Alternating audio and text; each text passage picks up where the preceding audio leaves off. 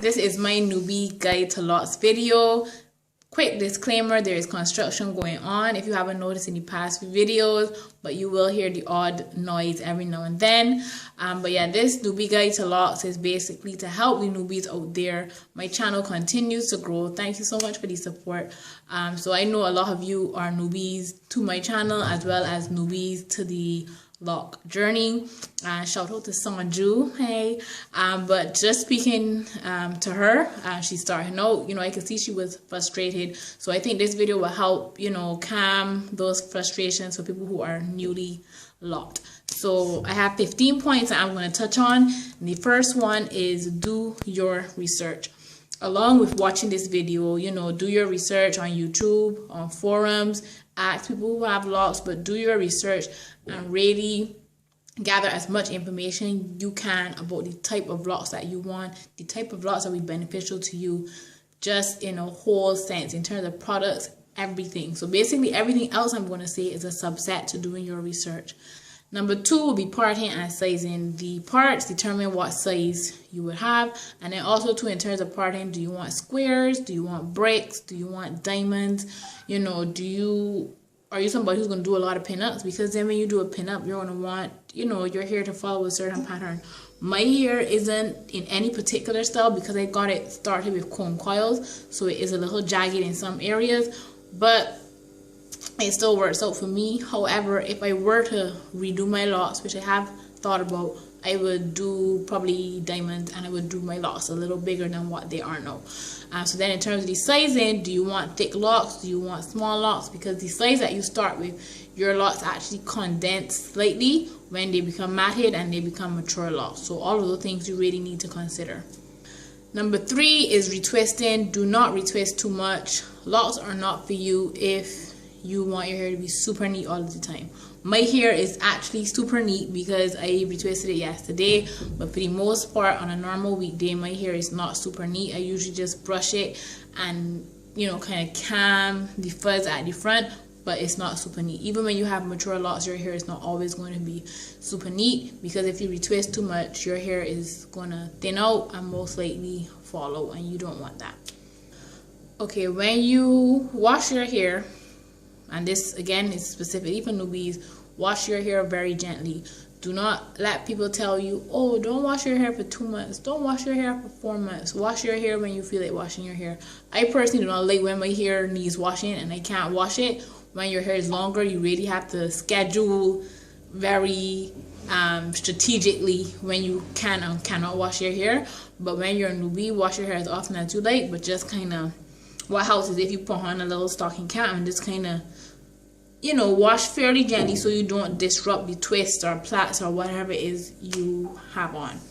What does help is putting on like kinky twist or yarn or something like that, so your hair is fairly stable and you just keep that on until your hair grows out. Loc extensions is another option as well. Number 5, do not be too much of a product junkie, because I find that when I was starting a lot, I wanted to buy everything. Oh, this person is using that, so I need to buy that. She's using that, so I need to buy that. I like how her hair looks, so I'm going to go and buy that.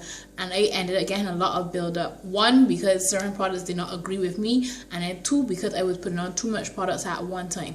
So if there's nothing wrong with finding out what product works for you, because that is what you need to do, is a matter of trial and error. But what you should do is try a product, then the next time you wash your hair, try the other product, and so on and so forth, so you do not have too many products on your head. You also should avoid heavy products such as butters and custards and puddings. It's not like I'm talking about a cooking channel, but anything super heavy like that, those cater to loose naturals or people with loose hair. But when you have locs, your hair is going to eat it up. It's like a sponge, and it's just going to consume all of that, and it's going to be very difficult to get out. So again, in terms of being a product junkie, you want to avoid that because buildup would become an issue. Frizzies are inevitable.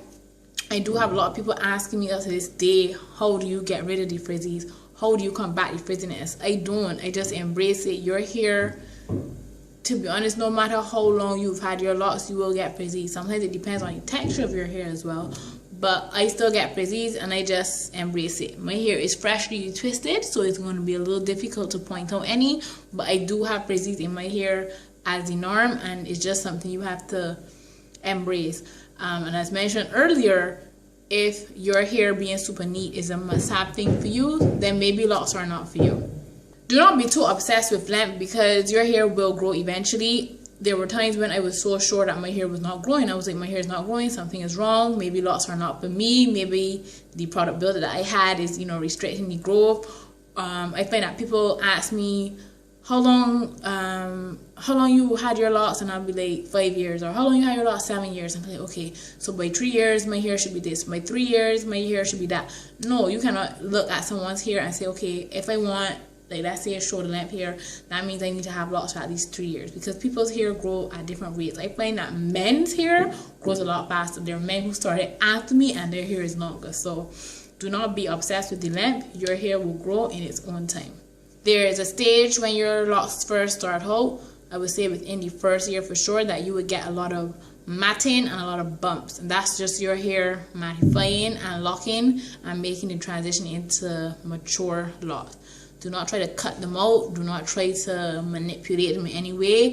Just let your hair be. Do not be like me and try to cut them off and end up losing your locks. So just be prepared for that stage. That's just your hair locking, basically. I think sometimes people look at pictures of people who just got a fresh set of locks, and your hair looks very sleek, it looks very uniform, but over time your hair will change its shape. It will mattify and lock, as I said, and then eventually come into that cylindrical shape that we know as mature locks.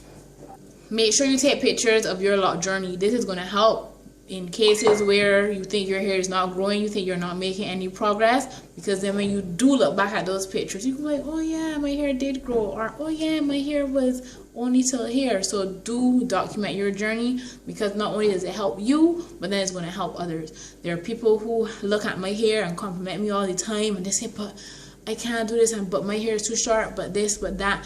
And then I can just whip out a picture like, TBT girl, look at this picture, like, my hair was just as long as yours, so just have faith. So the lock journey definitely helps in more ways than one.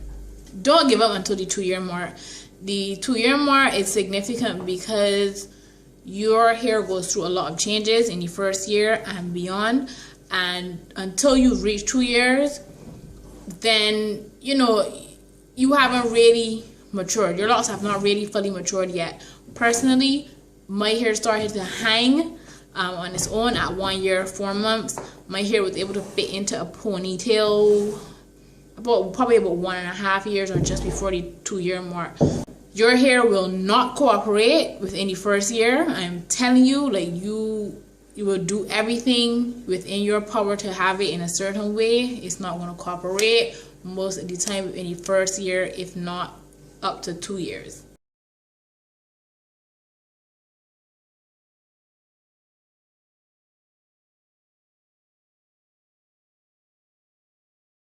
So up until then, your hair is still changing. You're still getting to know it. There are a lot of styles that are quite limited because of the length. This is more so towards people who start with very short hair.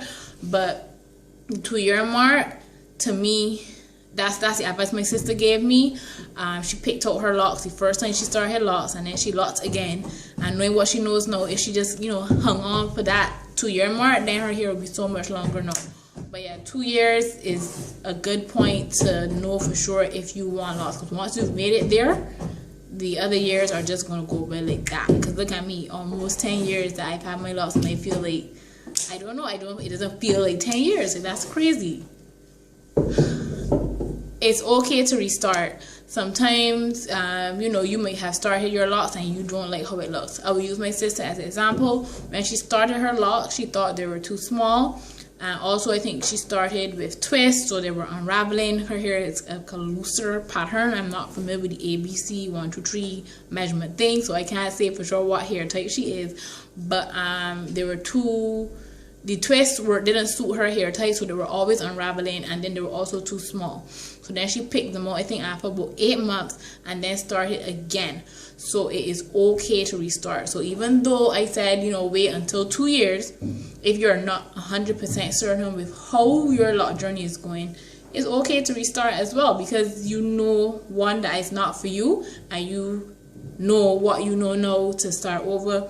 with a different angle. So it's okay to restart. Don't feel any way about it. Don't be too quick to color because it could damage your hair. I have colored my hair, but I colored my hair, I can't remember when I first colored my hair. I colored my hair after the 2-year mark for sure, and that was black. And then the first time I bleached it was last year, I believe. So around the 8/9 year mark, and that's the first time I bleached it. But the issue with bleach and locks is that if you put bleach on your hair, and if someone puts bleach on your hair and they're not qualified, then the bleach kind of seeps into the core of the lock, and when you go to wash it out, you don't wash it out properly.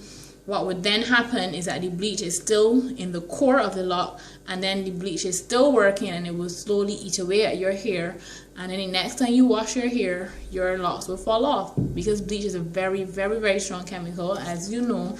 So unless the bleach has been washed out thoroughly, then you're at danger of losing your hair. When I bleached my hair, I remember I rinsed it about 3 times, and then I was so paranoid about it, I washed it again the following day. I felt like I could still smell the bleach, but I think it was just all in my head because the amount of times that I rinsed out my hair, I was like, there's no way anything could be in there. Also too, when you are coloring or bleaching your hair, do not squeeze in the dye and squeeze in the bleach that you're washing clothes. You're just supposed to coat the outside of the lock. So try not to get too much of that in the core. So do your research if you want to do it yourself, which I did, or go to a professional. And I don't mean a professional stylist, a professional loctician who knows how to color locks, because locks, coloring locks and coloring loose hair is 2 different things. When you tie down your hair, make sure you use satin. Do not use cotton, because cotton sucks the moisture out of your hair. People go the extra level and get satin sheets, satin pillows, but I'm not about that life. I'm not about the slip and sliding in my bed unless it's, Anyways, when you tie down your hair, yes, you can use various moisturization techniques. Is that a word? Moisturization. Anyways, you can use various products to add moisture to your hair, but then you could reverse all of your actions if you tie down your hair with like a bandana or cotton, something like that. Make sure you use satin. You can use satin sheets, because some people will go to that next level and use satin sheets and satin pillowcases and stuff like that. I do not, but I do tie down my hair with a satin scarf, and then I have a stocking cap to make sure everything is in. So do not use cotton to tie down your hair, because it will suck all of the moisture out of your hair. The very last point is, do not look at somebody and say, I want my hair to look like that. I want my hair to look exactly like that, because it's not going to happen. Everybody has different textures. Everybody has different environments. Everybody has different products. I could go on and on and on. But while you can obviously admire somebody's hair, it's almost impossible to make your hair look exactly like someone else. But that's pretty much it for the video. Again, apologies for the noise, and I hope you heard most of the video. If you have any questions, comments, concerns, comment below. Follow me on my social media. If you have not watched my crop over series as yet, the link is down below to that playlist, as well as my other playlist. I will talk to you guys later. Bye. Yeah. Thank you. Far too kind.